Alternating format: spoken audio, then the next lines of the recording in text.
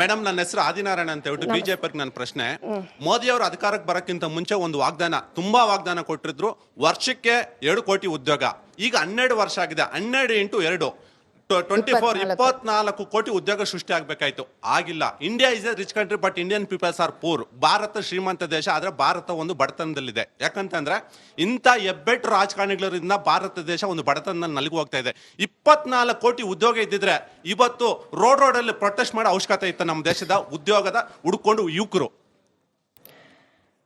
ಹೆಬ್ಬೆಟ್ ರಾಜಕಾರಣಿಗಳು ಅದು ಕೇಳೋದಕ್ಕೆ ನನಗೆ ಬಹಳ ಬೇಸರ ಆಗುತ್ತೆ. ಯಾಕೆಂದ್ರೆ ಇವತ್ತು ಪ್ರಧಾನಮಂತ್ರಿ ನರೇಂದ್ರ ಮೋದಿ ಅವರು ಹೇಳಿರೋಂಥದ್ದು, ನಾವು ಮಾರ್ಚ್ ತನಕ ಹೋಗ್ಬೋದು ನಮ್ಮ ಕೇಪಬಿಲಿಟಿ ಅಂತ. ಯಾರಿಗೂ ನಾವು ಹೇಳ್ತಾ ಇಲ್ಲ ನಾವು ಇಲ್ಲಿದ್ದೀವಿ, ನಾವು ಬಡವ ರಾಜ್ಯ, ಹೆಬ್ಬೆಟ್ ರಾಜ್ಯ, ಹೆಬ್ಬೆಟ್ ದೇಶ ಅಂತ ಯಾರೂ ಹೇಳ್ತಾ ಇಲ್ಲ.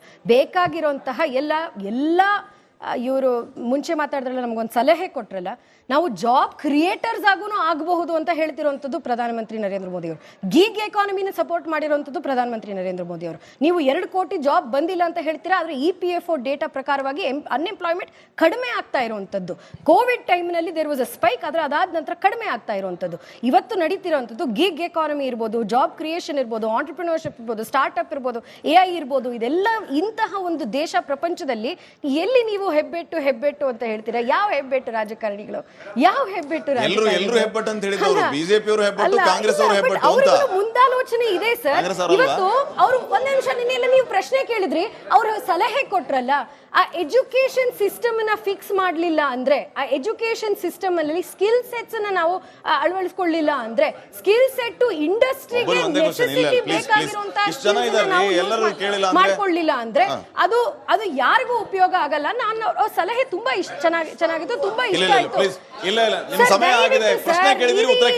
ಅಲ್ಲ, ಇವತ್ತು ಇನ್ನೊಂದು ನಾವು ಅಕ್ನಾಲೇಜ್ ಮಾಡ್ಕೊಂಡು ನಾನು ಒಪ್ಕೊಳ್ಬೇಕಾಗಿರುವಂಥದ್ದು ಏನು ಅಂದ್ರೆ, ತುಂಬಾನೇ ಜಾಬ್ ಲಾಸ್ ಆಗ್ತಾ ಇರುವಂಥದ್ದು AI ಇಂದ. ಇದು ಗೊತ್ತಿದೆ ಅಲ್ಲ ನಿಮಗೆ. ನಮ್ಮ ಸರ್ವಿಸಸ್ ಸೆಕ್ಟರ್ ಸಿಗ್ನಿಫಿಕೆಂಟ್ ಕಾಂಟ್ರಿಬ್ಯೂಷನ್ ನಮ್ಮ GDP ಮಾಡುತ್ತೆ. ನಮ್ಮಲ್ಲಿ ಮ್ಯಾನುಫ್ಯಾಕ್ಚರಿಂಗಿಗೆ ನಾವು ಅಷ್ಟು ಒತ್ತು ಕೊಟ್ಟಿರಲಿಲ್ಲ. ಸರ್ವಿಸಸ್ ಜಾಸ್ತಿ ಬೆಳ್ಕೊಂಡಿರೋದ್ರಿಂದ services per person contribution to GDP ಬಹಳ ಹೈ ಇದೆ. ಇವತ್ತು ಆ ಸರ್ವಿಸಸ್ ಸೆಕ್ಟರ್ನ AI ಇಂದ ಥ್ರೆಟ್ ಆಗ್ತಾ ಇದೆ. ಅದನ್ನ ನಾವು ನಿಜವಾಗ್ಲೂ ಒಪ್ಕೊಳ್ಬೇಕು. ಏನ್ ಮಾಡೋದು ಇದ್ರ ಬಗ್ಗೆ ಅದನ್ನ ಯೋಚನೆ ಮಾಡ್ಕೊಂಡೆ AI ಸಮಿಟ್ ಮಾಡಿ, ಅಲ್ಲಿ ಎಲ್ಲ ಟ್ರೆಡಿಷನಲ್ ಬಿಸಿನೆಸ್ ಇಂದ ಎಜುಕೇಶನ್ ಕೂಡ ಪೂರೈಕೆ ಮಾಡಿದ್ರೆ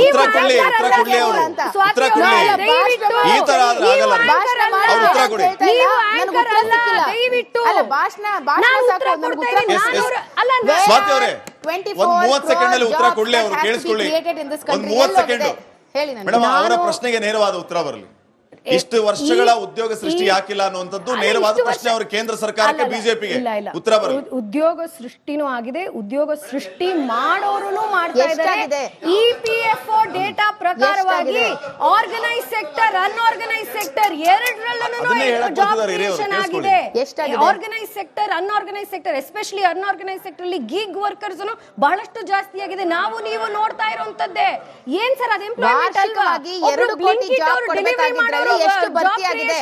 ಇಯರ್ ಬೈ ಇಯರ್ ಹೇಳಿ ಮೇಡಂ ನನಗೆ. ಅಲ್ಲ ಮೇಡಂ, ನಾವು ಇಯರ್ ಹೇಳ್ತಾ ಇದೀವಿ. 2015 14 ಬಂತು, 14 ಬಿಟ್ಕೊಳ್ಳೋಣ. ಕೇಳಿಸ್ಕೊಳ್ಳಿ, ಉತ್ತರ ಕೇಳಿಸ್ಕೊಳ್ಳಿ, ಉತ್ತರ ಕೇಳಿಸ್ಕೊಳ್ಳಿ. ನಾವು ನಿಮ್ಮ ಆಡಿಯೋನ ಆನೆ ಆಗಲ್ಲ. ಕೇಳಿಸ್ಕೊಳ್ಳಿ, ಫೈನಲ್ ಲಕ್ಷ ಜಾಬ್ ಅಷ್ಟೇ ಕ್ರಿಯೇಟ್ ಆಗಿರೋದು. ಕೇಳಿಸ್ಕೊಳ್ಳಿ, ಉತ್ತರ ಕೇಳಿಸ್ಕೊಳ್ಳಿ, ಉತ್ತರ ಕೇಳಿಸ್ಕೊಳ್ಳಿ. ಅವರು ಕರೆಕ್ಟ್ ಆಗಿ ಜಾಬ್ ಎಲ್ಲ ಹೋಯ್ತು. ಯಾಕೆ ಕ್ರಿಯೇಷನ್ ಆಗಿಲ್ಲ? ಯಾಕೆ ಭರ್ತಿ ಆಗ್ತಾ ಇಲ್ಲ? ಹಿಂದೆ ಅವರ ಸಿಂಪಲ್ ಕ್ವೆಶ್ಚನ್ ಸುರ್ಬೆ ಅವರೇ. ಹೌದು, ಅಲ್ಲ ಅವ್ರು ಹೇಳಿ, ಅವ್ರು 1 ಸೆಕೆಂಡ್ ತಾಳಿ ಸರ್. ಅಯ್ಯೋ ರಾಮ, 1 ಸೆಕೆಂಡ್. ಅಲ್ಲ, 12 ವರ್ಷದಲ್ಲಿ ಆಗಬೇಕಾಗಿದ್ದ ಉದ್ಯೋಗ ಸೃಷ್ಟಿ ಆಗಿಲ್ಲ ಅನ್ನೋದು ಅವರ ಪ್ರಶ್ನೆ. ಅವ್ರು ಕೇಳಿದ ಪ್ರಶ್ನೆ, ಸರ್ಕಾರ ಮಾಡಕ್ ಆಗ್ಬಹುದಾಗಿರೋದು, ಮಾಡ್ಬೇಕಾಗಿರುವಂತದ್ದು ಪ್ರೈವೇಟ್ ಎಕಾನಮಿನ, ಪ್ರೈವೇಟ್ ಸೆಕ್ಟರ್ ನ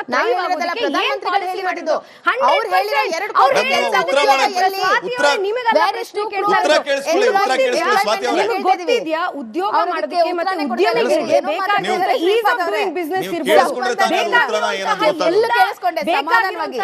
ಯಾವ ಉತ್ತರ ಬರ್ಲಿಲ್ಲ, ಅದಕ್ಕೆ ನಾನು ಪ್ರಶ್ನೆ ಮಾಡಿದ್ದು. ಬೇಕಾಗಿರುವಂತಹ ಬ್ಯಾಂಕ್ರಪ್ಸಿ ಕೋಡ್ ಇರ್ಬೋದು. ಇಲ್ಲಿ ಭಾರತದಲ್ಲಿ ಆಂಟರ್ಪ್ರಿನರ್ಶಿಪ್ ಬೆಳೆಸೋದಿಕ್ಕೆ, ಸ್ಕಿಲ್ ಸ್ಟಾರ್ಟ್ ಅಪ್ ಮಾಡೋದಿಕ್ಕೆ ಎಷ್ಟು ಸುಲಭವಾದಂತಹ ಪ್ರಾಸೆಸ್ ಮಾಡ್ಕೊಂಡು ಬಂದಿದ್ದಾರೆ. ಅದರಿಂದ ನಮಗಾಗತ್ತೆ ಒಬ್ರಿಗೆ ಜಾಬ್ ಕೊಡೋದಲ್ಲ, ಅದು ಮಲ್ಟಿಪ್ಲೈಯರ್ ಎಫೆಕ್ಟ್, ಬಹಳಷ್ಟು ಜನಕ್ಕೆ ಜಾಬ್ ಆಗತ್ತೆ. ಅದರಿಂದ ದಯವಿಟ್ಟು ಒಂದ್ ಸ್ವಲ್ಪ ಬರೀ ಈ ರಾಜಕೀಯ ಚಿಂತನೆ ಅಲ್ಲ. ಮೇಡಮ್ ದಯವಿಟ್ಟು ನನಗೆ ನೀವು ಪ್ರಶ್ನೆ ಕೇಳಬೇಡಿ. ಅವ್ರ ಪ್ರಶ್ನೆ ಟೆಕ್ನಿಕಲ್ ನಾಲೆಜ್ ನಾನು ಉತ್ತರ ಕೊಟ್ಟಿದ್ದೀನಿ. ನಾನು ಅದನ್ನ ಉತ್ತರ ಕೊಟ್ಟಿದ್ದೀನಿ. ಅದಕ್ಕಿಂತ ಜಾಸ್ತಿ ಜಾಬ್ ಕ್ರಿಯೇಷನ್ ಆಗಿದೆ. EPFO ಡೇಟಾ ತೋರಿಸ್ತಾ ಇದೆ ಅದನ್ನ. EPFO ಡೇಟಾ ಮೇಡಮ್ ನಿಮ್ಮಲ್ಲಿ ಸರ್ಕಾರದಲ್ಲಿ ಇರೋ ಜಾಬ್ ಆಗ್ತಾ ಇಲ್ಲ. ಹೊಸ ಜಾಬ್ ಕ್ರಿಯೇಷನ್ ಮಾಡ್ತಾ ಇರೋದು ಪ್ರಧಾನಮಂತ್ರಿ ನರೇಂದ್ರ ಮೋದಿ ಸರ್ಕಾರ. ಶ್ರೀಪಾದ್ ಅವರೇ, ನೆಕ್ಸ್ಟ್ ಕ್ವೆಶ್ಚನ್. ದಾವಣಗೆರೆಯಲ್ಲಿ ಯುವಕರು ಮತ್ತು ವಿದ್ಯಾರ್ಥಿಗಳು ಪ್ರತಿಭಟನೆ ಮಾಡ್ತಿದ್ದಾರೆ. ಆದರೆ ಅವ್ರಿಗೇನು ಪ್ರತಿಫಲ ಸಿಗ್ತಾ ಇಲ್ಲ. ಇಲ್ಲಿ ನಮ್ಮ ತಂದೆ ತಾಯಿ ಕಷ್ಟ ಬಿದ್ದು ನಮ್ಮನ್ನು ಓದಿಸ್ತಿದ್ದಾರೆ. ಆದರೆ ಇವಾಗಿನ ಪರಿಸ್ಥಿತಿನೇ ಹೀಗೆ ಇದೆ ಅಂದರೆ ನಮ್ಗೇನು ಸಿಗುತ್ತೆ? ಸರ್ಕಾರದವ್ರ ಸಂದೇಶ ಕೊಡಿ. ನೀವು ಪಕ್ಷ ಅಂತ ಕಿತ್ಲಾಡ್ಕೊಂಡಿದ್ರೆ ನಾವೇನ್ ಮಾಡ್ಬೇಕು? ಉದ್ಯೋಗ ಕೇಳೋರು ಬಂದಿರೋರು. ಖಂಡಿತ ಮೇಡಮ್, ಕರೆಕ್ಟ್. ಉದ್ಯೋಗ ಅನ್ನುವಂಥದ್ದು ಕಾಂಗ್ರೆಸ್ ಪಕ್ಷಕ್ಕೋ, ಬಿಜೆಪಿ ಪಕ್ಷಕ್ಕೋ, JDS ಪಕ್ಷಕ್ಕೋ ಅಥವಾ ಬೇರೆ ಯಾವುದೋ ಪಕ್ಷಕ್ಕೋ ಸೀಮಿತವಾಗಿರುವಂತಹ ಟಾಪಿಕ್ ಅಲ್ವೇ ಅಲ್ಲ. ಅವರು ಅದನ್ನೇ ಹೇಳಿದ್ದು. ನಾನು ಅದನ್ನೇ ನೀವು ಕಿತ್ತಾಡಬೇಡಿ, ನಮಗೆ ಉದ್ಯೋಗ ಕೊಡಿ ಅಂತ ಕೇಳ್ತಾ ಇರೋದು. ನಾವು ಬೇರೆ ಬೇರೆ ಸರ್ಕಾರ ಅನ್ನೋದನ್ನ ಮರೆತು ಉದ್ಯೋಗವನ್ನ ಸೃಷ್ಟಿ ಮಾಡಬೇಕಾಗಿದೆ. ಆಕೆ ಬಹಳ ಚೆನ್ನಾಗಿ ಹೇಳಿದ್ರು. ಸರ್ಕಾರದಲ್ಲಿ ಇರುವಂತ ಒಂದು ಇತಿಮಿತಿ ನಮ್ಮ ಹತ್ರ ಇವಾಗ ಇರುವಂತದ್ದು ಎಷ್ಟು? 2 ಲಕ್ಷ ಕೆಲಸಗಳು. ಅದ್ರಲ್ಲಿ 50,000 ಭರ್ತಿ ಮಾಡಿ 56,000 ಭರ್ತಿ ಮಾಡ್ತೀವಿ ಅಂತ ಹೇಳ್ತೀವಿ. ಮುಂದಿನ ದಿನಗಳಲ್ಲಿ ಪೂರ್ತಿ ಭರ್ತಿ ಆಗ್ಬಿಡುತ್ತೆ. 2 ಲಕ್ಷ ಉದ್ಯೋಗ ಸೃಷ್ಟಿ ಆದ್ಮೇಲೆ ಮುಂದೆ ಏನು ಅಂತ ಕೇಳಿದಾಗ ರಾಜ್ಯ ಸರ್ಕಾರವಾಗಿ ನಾವು ಕಟ್ಟೆತ್ತಿ ನೋಡೋದು ಕೇಂದ್ರ ಸರ್ಕಾರದ ಮೇಲೆ. ಯಾವಾಗ ಆ ಪಾಲಿಸಿಗಳ ಬಗ್ಗೆ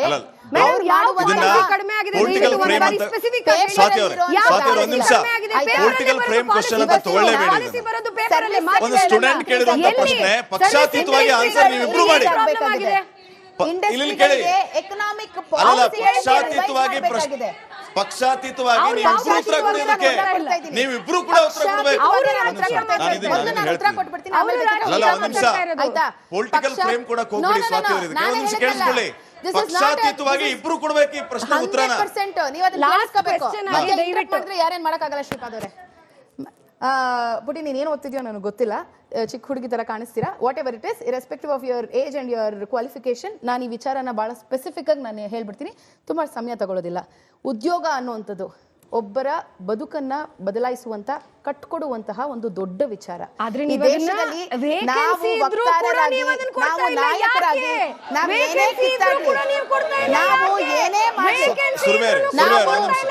ನಾವು ಚುನಾವಣೆ ರಾಜಕೀಯಕ್ಕೆ